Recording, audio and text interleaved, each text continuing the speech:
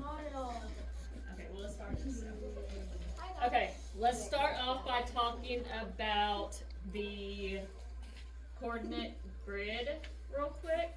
So there's how many different quadrants do we have on a graph? Four different quadrants. So you read your quadrants like counterclockwise. So you start off by drawing a C. Okay, the letter C. So we're going to start up here and we're going to draw a C. So if you ever forget which quadrant is which, draw a C. So this is going to be quadrant 1. And remember, we don't put a 1 like a regular 1. We go by Roman numerals. So it looks like a capital I.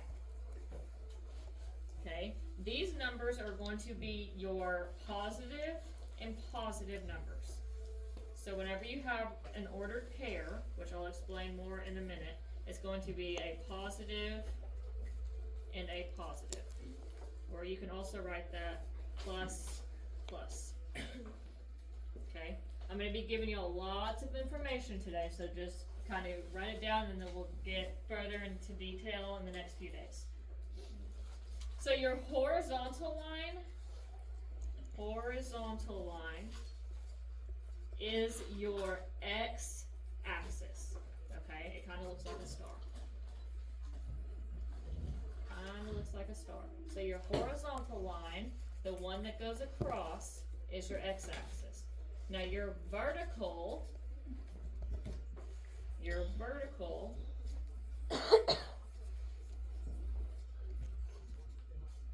is your y-axis. Can y'all see that? I'm gonna write this again. So y-axis is your vertical, okay? And then your x-axis, that kind of looks like a star, so I'm gonna redo this one down here. So this is your x-axis. It's not a star, it's an x-axis. Kind of. So what's the horizontal line that goes around the Earth? What's that called? Equator. The equator. Good job. I was thinking of that. So that's. I couldn't remember. Sure. Yep, and like latitude and longitude, it all goes together. The bell's about to ring. That's okay. Wait, not for y'all to leave. No. Okay, I was like, whoa. Okay, so we have, back on track, quadrant 1, where you start your letter C, and then we're going counterclockwise, so we have quadrant 2. And how do we write a Roman numeral 2? Two big eyes. Two big eyes that are connected. Okay, these numbers are going to be your negative and your positive numbers. So it's going to look like this. Negative and then a positive. Negative and positive. This means that your x, you have a negative x, and then you'll have a positive what? Y. Good. Okay, now we can go ahead and keep continuing with our C, and we're going to go to quadrant what next? 3. Quadrant 3. So, quadrant 3, and this is going to look like 3 eyes. Put together? Kind of, yeah. Well, not kind of, yes, it is. It's like 3. Okay, so we have quadrant 3. This is going to be your negative numbers and your negative numbers. So both of these are going to be negative. So you'll have a negative x, and then you're going down, so negative y. Alright, and then we end in quadrant what? 4. Quadrant 4. Now, a Roman numeral for 4, X. It's a V. not It's an a X, 1V. it's It's a a V. V. Yep, so it looks like a 1 and a V, because Roman people used to subtract. So they took the 5 minus the 1 and represented So these numbers, or these points, ordered pairs over here, are going to be positive and then negative. So you go across, you go horizontally to the right, and then you go vertically down. So positive and then down. So your X's are going to be what? Positive. But then you go down, so your Y's are going to be what? Negative. Negative. Think of a thermometer. Okay. Now, can anyone tell me what the point in the middle is called? 0. It is, so it is 0, 0. Origin. Origin. There it Origin. is. Okay, so this point right here is going to be 0, 0. 0, 0. And this is called your origin. Your point of origin. That's going to be very important to know here in just a little bit.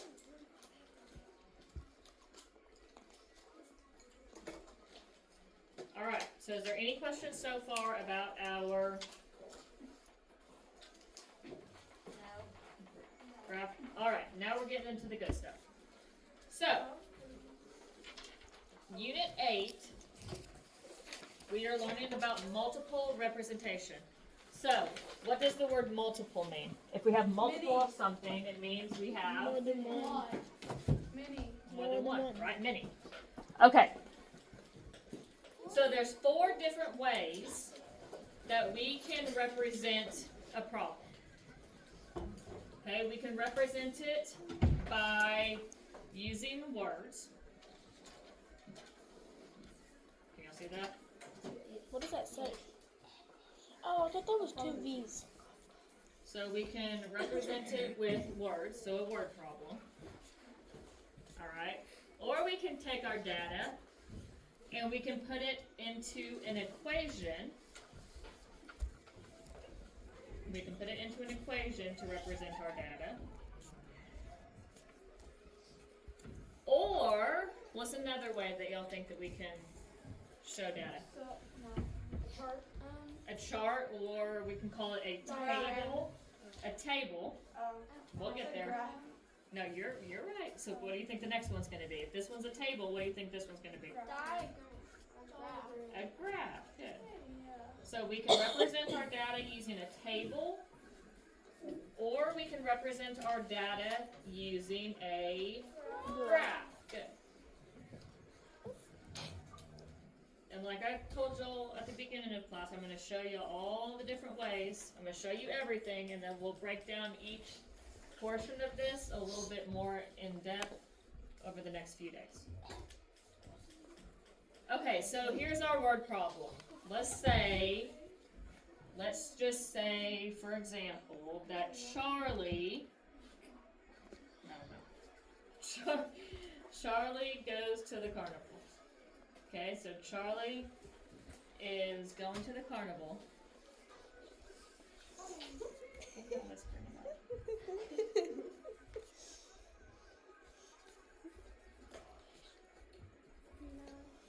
So Charlie's gonna go to the carnival. It costs, this is not like a normal carnival where it's free to get in. It costs $10. You have to pay. Me too. Do you? Yeah. Oh, sweet. Okay. Okay, so it costs $10 to get into the carnival.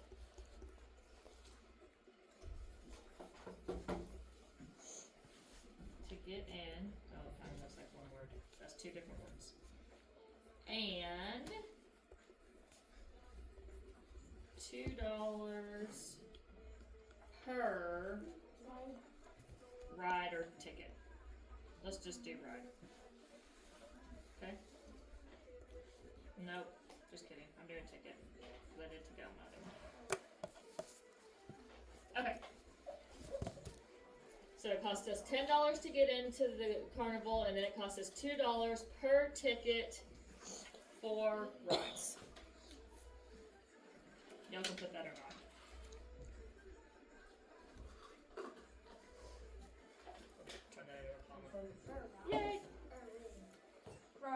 for rights. Oh, I I don't took know, I'm up just half making the it up off the square. top of my head. I'm just making it up as we go. Alright. So, y'all have already learned part of the problem. Okay, so there's four different ways to represent this. We just represented our problem using words. So check. Cool. Now, let's talk about our equation. So, whenever we are writing an equation, we need to write it Why is there no like question? this. That's an exclamation mark. I know, but why is there no question? I'll get into it. Just Okay. hang tight. Okay. So now we're going to take the information from our problem, because it's not a question. We're just going to take what we know from here and we're going to turn it into all these different things. Alright? So that's the whole point of Unit 8, is taking all of our information that we have and putting it all together. Okay, so I want y'all to be able to see the bigger picture. So now we have an equation. So we need to write our equation, y equals mx plus b. Whoa. What? I know, we've never seen that before, have we? I mean, we've talked about it, but We've kind of talked about it, and I told y'all that we're going to get into it, right?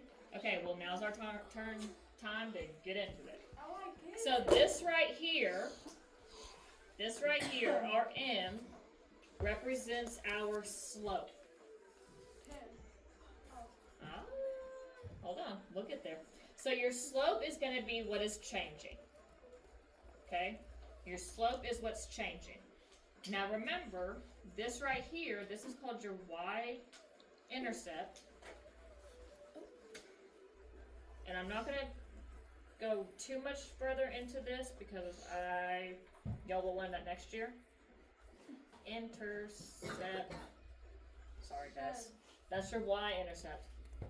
Right out of room.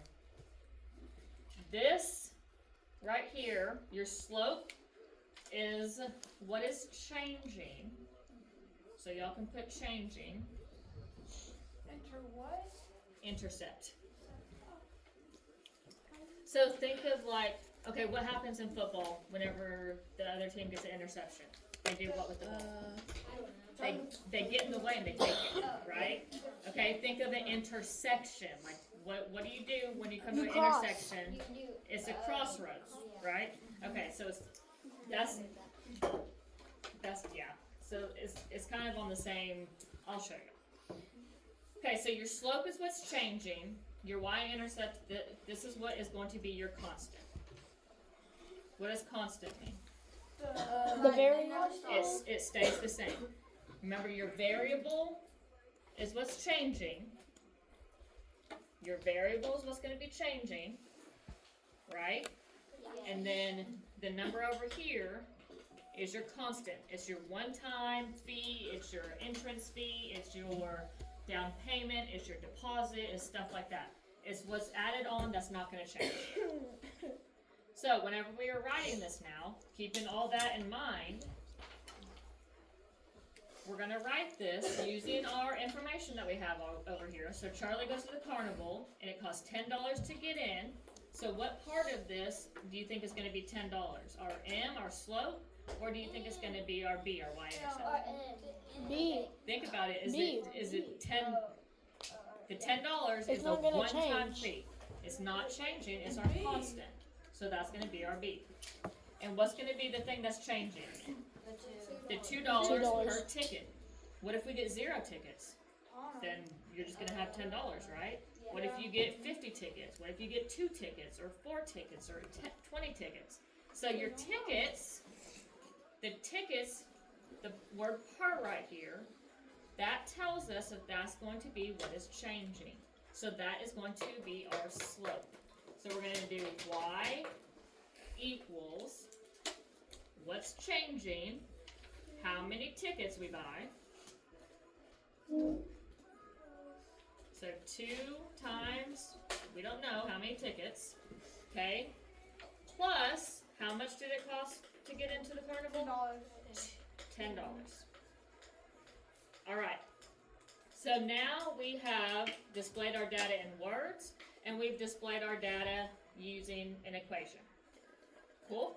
Halfway there. Now, let's put this information into a table so that way we can put our data on a graph. So let's go ahead and draw a table. Our table is made up of ordered pairs. Okay? Our table is made up of ordered pairs. So we have our X and we have our Y. Our X is the what? Horizontal or vertical? Horizontal, the one that goes across, and our Y is our vertical. It goes up and down. Think of like a windshield wiper. X is laying down, Y is going up. So our X, you will also hear it being called our input. I'm going to write this with my skinnier marker since I'm kind of running out of room. So we have our input, which therefore makes our Y what? The output. Input, sorry guys. Input, not output. I put input. No, okay. So you have your input, and then you have your output. Your X determines what happens with your Y. Okay, if something happens to the X, if we change your X, therefore, what's going to happen in turn? Your Y will be changed. So it's also called your independent. What does independent mean? If you're independent, what are you doing? Yeah, you're alone. Okay? And then, not really, alone is not the word. So you're doing it by yourself. And then, if you are a dependent, then what does that mean? If you're dependent on something, what does that mean? So children are dependent on their parents, right? Yes. Okay. Or depending on them. Well, yes, that's right. I have to write that to the side because I didn't have enough for That's alright. So independent, dependent. Whatever we do to the X, the Y is dependent on the X to see what it's going to do next. Okay? So, looking at this,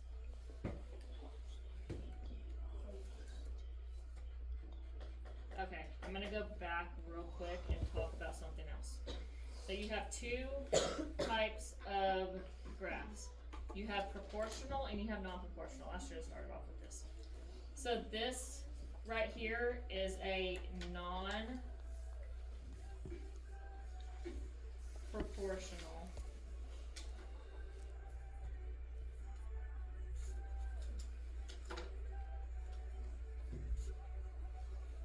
This is a non-proportional representation. And I will explain how we tell the difference in just 2 seconds. So y'all write this, so non-proportional. This is a non-proportional example. The reason being, you can tell it's a non-proportional in your word problem because it has an extra. If it was just $2 per ride, that's a consecutive thing. It's not changing, okay? But with this added on, this is an extra.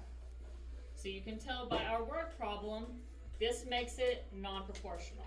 I'm gonna put non-prop, okay? Non-proportional because it's an extra. If we just had a constant rate of change, it would be proportional. I'll teach you all proportional tomorrow, okay? We're gonna start off with the hard one. Now, how do we tell in our equation that it's non-proportional? If they gave us an equation and then they said, hey, is this a proportional or a non-proportional equation? How would you tell? If we could tell by the extra over here, then what do you think we can tell over here? The extra, yeah. So if it has a plus or minus anything, if it has a y-intercept, it is non-proportional.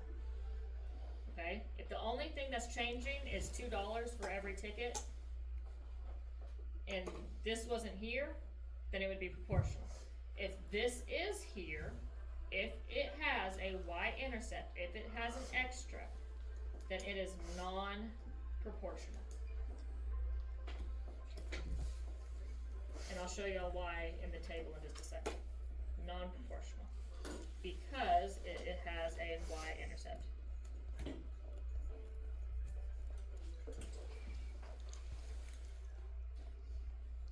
Because if it has a y-intercept, that means it is not going through the origin, it is not going through 0, 0, which makes it non-proportional. Okay, moving on to our table. Let's go back to our table. Sorry, I needed y'all to see that real quick. Okay, so if our x is 0, if our x is 0, if you look at a table and it says 0, 0, then automatically you know that it's proportional. If it does not say 0, 0, then you automatically know that it's not proportional. Okay? So, looking at this, we are going to take this information and we are going to form our table by plugging in our x values into our equation up here. Okay? Because this says what? Y equals, right? So what do we have here? Do you think these things probably go together? If y equals this, okay, so let's start looking. Did we have to use an x up here, or a t up here, or could we have used an x? Yeah, we could have used an x. So, let's do 0, 1, 2, 3, we're just going to keep it kind of simple today. 4, we'll just do 5, 6. Okay, we'll just go through 6. Now, off to the side, I'm going to write my equation just like it is up here. I'm going to do y equals my $2 times, what if I buy 0 tickets? So let's put it in there and see. If I buy 0 tickets plus our, golly, I'm running out of room, $10 to get into the carnival, how much money will I be spending? So what's 2 times 0? 0 plus the $10 entrance fee. So how much money would I be spending if I bought 0 tickets? $10. Okay, now let's take our data, let's take our x, let's plug it into a different equation and say now we bought 1 ticket plus our $10 entrance fee. So now how much money am I spending? If I change the amount of tickets I buy to being 1, if I buy 1 ticket, I'll be spending $12. See how if we change our x, our y then changes too. That's why this is called your independent. Your y is dependent on what the x is. So now if we buy 2 tickets, is that going to change our y again? Yeah. What's it going to change it to? 14. So now the more tickets we buy, the more we're going to spend, right? So let's do it again. So y equals $2. Now we're going to buy 3 tickets. And we're still spending that $10. That's the constant. So now we're going to be spending $16. Okay. What about this one?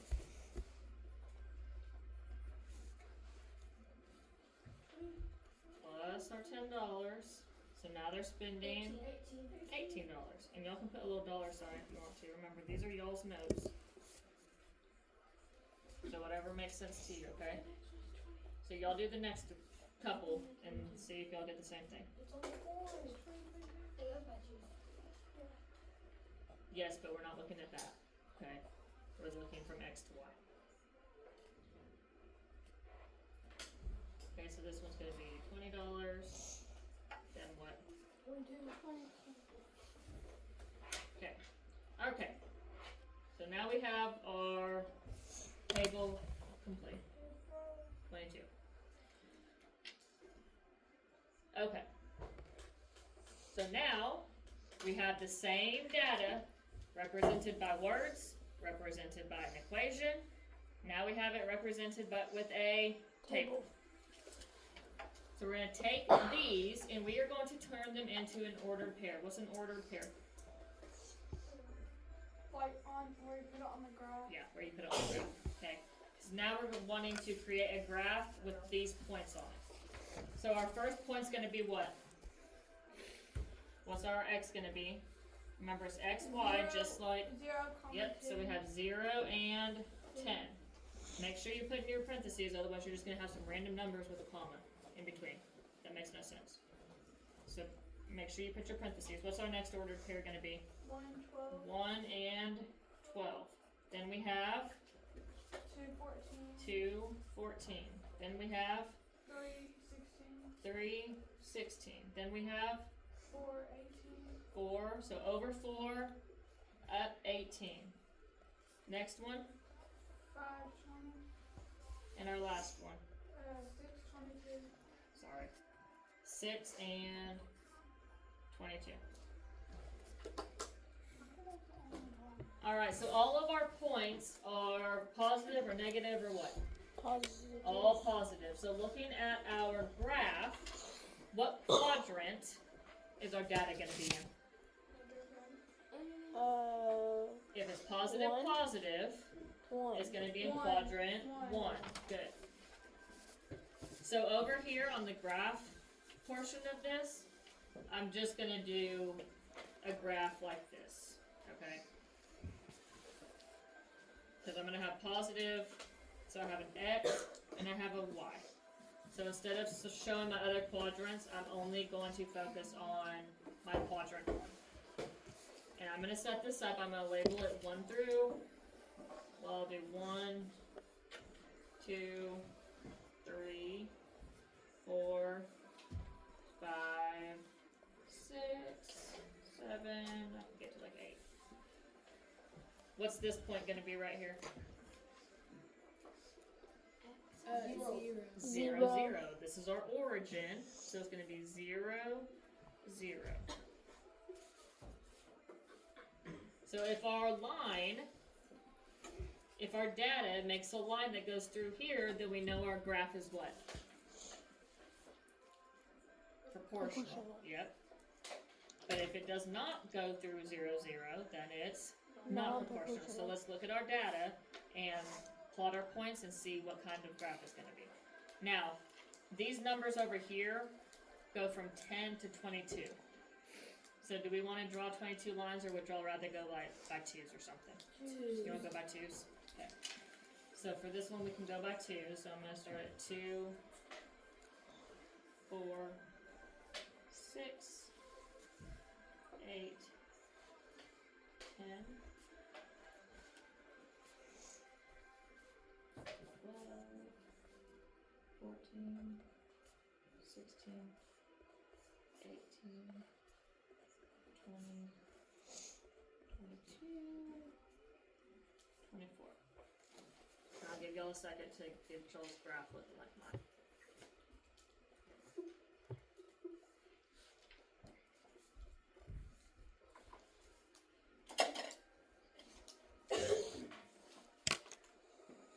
There you go, good?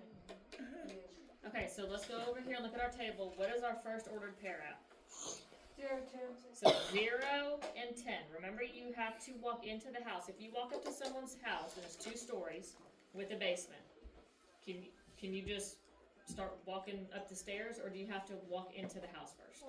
You have to walk into the house before you can go up or down the stairs. So these graphs are just the same. So we have to walk into the house before we can just go up or down the stairs. For this one though, it's just at 0, so 0 and 10. So are we going to the left or right here? Left. No. No. It's 0, 10. So are we going to the right? No. No, we're staying where we are. So it'll be 0 and up to 10, and that's where our first point is going to be. So since we are starting at $10, before we even buy any tickets or do anything, we are starting at $10, which automatically tells us that our graph is what? Proportional or non-proportional? Think about that. What does it have to go through in order to be proportional? In order to be proportional, it has to go through 0, 0. So this one is non-proportional. All of these represent a non-proportional relationship. Because it's non-proportional because it starts at 10. So let's go ahead and graph the rest of our points and see if we have a linear relationship, and we'll talk about that in just a second. So we're going to go over 1 and up to what? 12. So over 1 up to 12, put a point. Our next one's going to be what? 2 and 14. So we go over 2, we walk into the house 2, and go up the stairs to 14. And then over 3, up to 16. The next ordered pair is 4 and 18. So we're going to go over 4 on our X, over 4 and up to 18. Then over 5, up to 20. And y'all, this isn't going to be perfect. We're not using graph paper. It'll look better whenever we start using graph paper. And then over 6 and up to what? 22. Okay.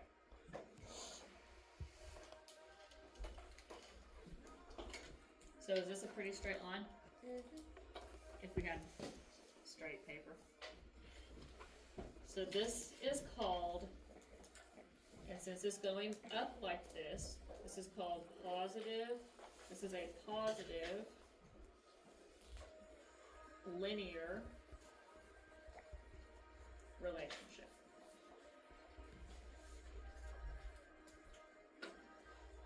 If it was going down, then it'd be what? Negative. Negative, yeah. But what does this word linear? Line. It has the word what in it? Line. Line. So if it makes a line, then it is linear.